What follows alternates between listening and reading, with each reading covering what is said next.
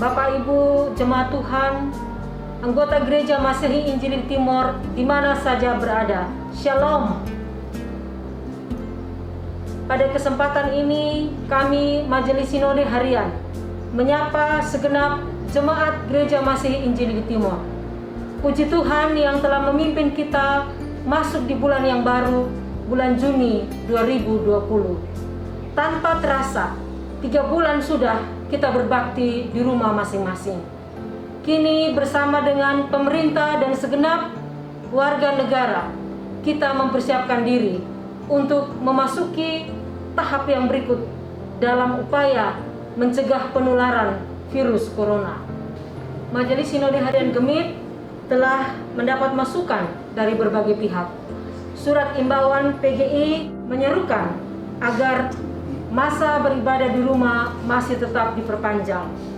Kami juga mendengar pernyataan dari Gubernur Nusa Tenggara Timur yang meminta agar kegiatan-kegiatan publik di daerah ini dimulai kembali tanggal 15 Juni.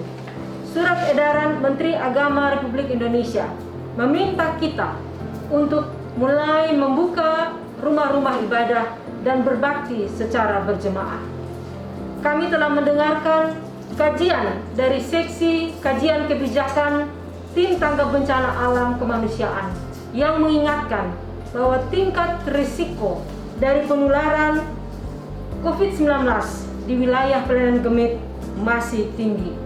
Memperhatikan semua itu, kemudian kami telah mengeluarkan surat imbauan Majelis Sinode Harian Gemit pada tanggal 28 Mei yang lalu kepada jemaat-jemaat di zona merah, yaitu Kota Kupang, Kota Soe, Flores, Sumbawa, Batam, Surabaya.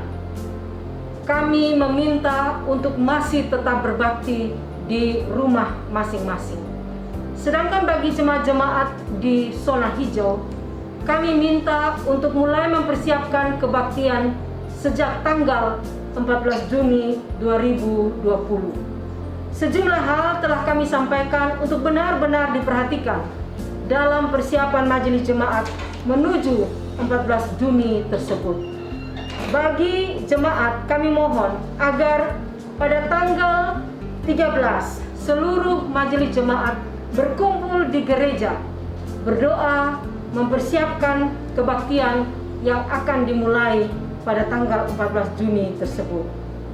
Untuk itu kami mintakan semua jemaat Gemit tetap sungguh-sungguh berdisiplin dan menjaga kesehatan diri dan sesama. Kita harus ingat bahwa pandemi COVID-19 belum berakhir. Kita masih harus bahu-membahu merawat kehidupan milik Tuhan. Dan karena itu disiplin adalah kata kunci. Kami minta kita semua, para pendeta, para majelis jemaat, dan anggota jemaat untuk selalu berdisiplin. Kami telah meminta melalui surat itu agar majelis jemaat menyiapkan sejumlah tempat cuci tangan dengan sabun dan air yang mengalir, agar setiap jemaat yang mengikuti kebaktian dapat mencuci tangan sebelum kebaktian dimulai. Kami juga minta semua yang datang untuk mengikuti kebaktian harus memakai masker. Dan masker tetap dipakai selama kebaktian oleh pendeta, oleh majelis jemaat, dan oleh segenap anggota jemaat. Mari kita tetap memegang prinsip bahwa gereja harus menjadi contoh terbaik. Gereja harus menjadi teladan dalam pencegahan penularan virus corona.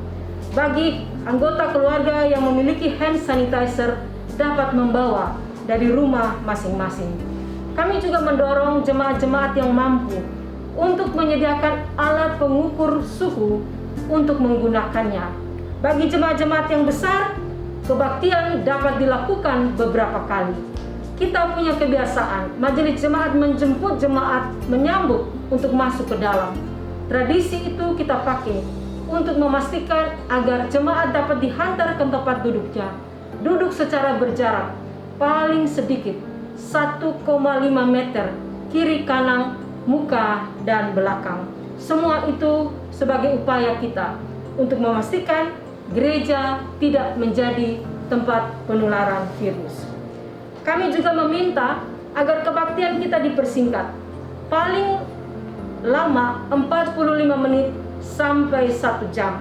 Selama pandemi ini, paduan suara dan vokal grup tidak menyanyi karena untuk berlatih tentu membutuhkan banyak energi dan itu menjadi kesempatan penyebaran droplet yang keluar dari mulut ketika orang bernyanyi. Kami meminta untuk pengaturan yang baik bagi persembahan. Tolong menyiapkan beberapa tempat agar ketika persembahan diberikan tidak berdesak-desakan. Saat jemaat masuk dan keluar, tolong diatur agar tidak berkerumun dan berdesakan di pintu, bisa diatur per baris ketika orang masuk dan keluar. Untuk ucapan salam, lama kita tidak berjumpa dan bisa saja di gereja kita mau memberi salam kepada saudara-saudara kita. Cara kita memberi salam selama masa pandemi ini tetap kita pertahankan. Kita menahan diri untuk memeluk, untuk mencium hidung atau berjabat tangan. Salam kita sampaikan dengan cara menaruh tangan di depan tubuh atau di dada kita, dan dengan demikian kita menunjukkan salam hormat dan kasih kita. Pengeras suara, alat musik yang dipakai mohon disterilkan sebelum dipakai kembali. Kami juga mendorong jemaat-jemaat di kota untuk mengakses pelayanan perbankan secara digital. Bank NTT dan sejumlah bank yang lain telah meminta kepada Majelis Sinode bersama-sama dengan Bank Indonesia agar kita mulai memanfaatkan aplikasi atau sistem pelayanan yang disebut KRIS, Quick Response Indonesian Standard, persembahan secara digital bagi jemaat yang dapat mengakses. Mari kita belajar memanfaatkan pelayanan ini sehingga kita turut mengurangi kemungkinan penularan virus melalui mata uang. Di kesempatan ini kami ingin juga menyapa anggota jemaat yang rentan, kelompok lanjut usia, orang sakit kronis, balita, ibu hamil. Mohon saudara-saudara kita ini benar-benar diperhatikan. Kami mohon anak-anak di bawah umur 12 tahun, para lansia dan orang sakit, kalau bisa masih tetap berbakti di rumah. Risikonya besar untuk terpapar, dan karena itu kelompok-kelompok rentan ini perlu dilindungi.